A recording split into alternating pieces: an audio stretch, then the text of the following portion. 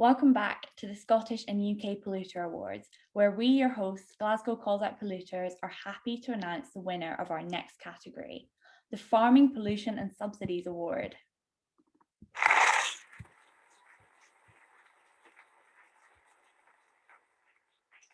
There were an impressive barrel of rotten contenders for this award, so without further ado, let's introduce the contenders. First up is Mowi. Mowi claims it's at the forefront of Scottish sustainable salmon. This Norwegian-owned multinational's credentials include cramming salmon in their tens of thousands into cramped feeding lots, many nearly falling apart from sea lice infestations.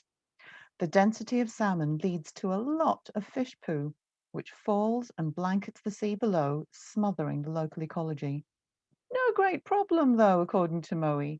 They can just blitz the sea lice with pesticide, breaching SEPA guidelines for chemical usage in the process. These guys don't let rules, reason, or morality get in the way of their profits. Next up is Crown Estate Scotland. Crown Estate Scotland are touted as a public body under the auspices of the Scottish Government.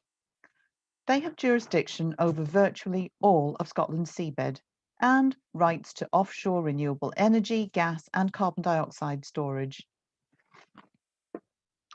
in the sea. Crown Estates function as the gatekeeper for Scotland's fish farming industry, leasing to over 250 fish farms at present. From their virtual monopoly of the coastline, they reap tidy profits with virtually no local accountability on how decisions are made. I'm sure the Scottish public feels exceptionally well represented by these neo-feudal icons. And finally, we have the Buccleuch Group. Talking about neo-feudalism, the Buccleuch Group is owned and chaired by the current Duke of Buccleuch. The 10th Duke, Richard Scott, as of late 2019, was the second largest private landowner in Scotland, with more than 240,000 acres.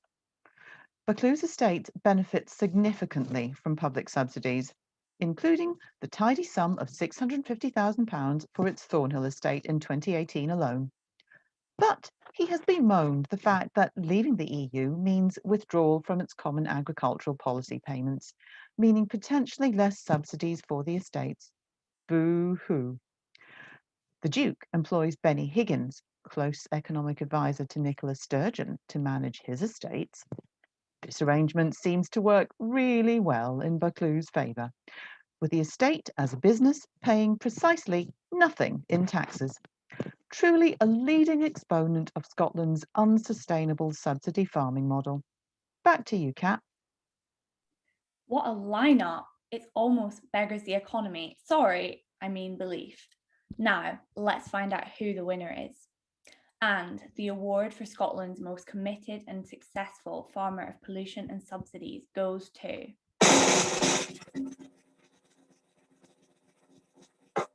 Crown Estate Scotland. Bravo! Now let's go to a very special guest to accept this award.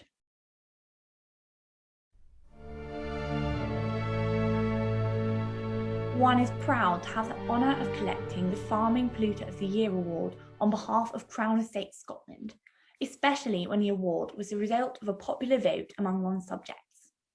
It is admirably perceptive of them to understand and appreciate one's good work, not least because one is generally pretty secretive about how one exploits the national assets. One doesn't exactly go bragging about it on Twitter.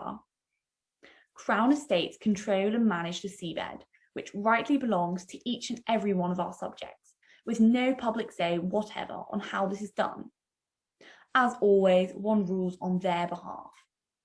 They give licenses for a modest charge to fish farmers owned by global companies based overseas. They then give this money to the Scottish Government, who might use some of it to benefit local communities, or not. By licensing farms, Crown Estates permit, without prejudice, any kind of pollution farmers can get away with. This includes noise pollution from acoustic deterrent devices, which farmers like to use to scare away seals who might eat their fish. These devices also harm cetaceans, such as dolphins, porpoises and whales. This activity is now illegal unless properly licensed, but farmers are continuing to use them without proper consent. One's friends in the Scottish Government continue to collaborate in this activity. One would prefer that they shot the seals, of course, as a sporting activity, just like one does with grouse and deer.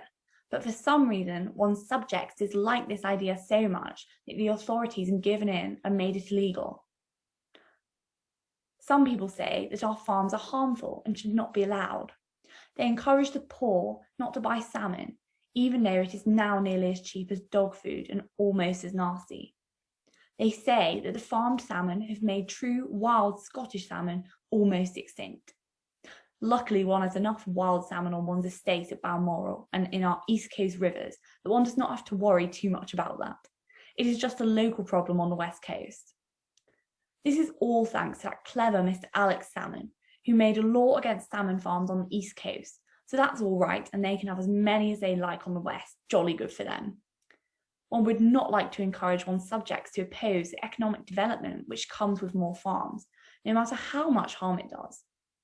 That's why Crown Estates are Farming Polluter of the Year. Thank you for recognising one's unequalled power to harm.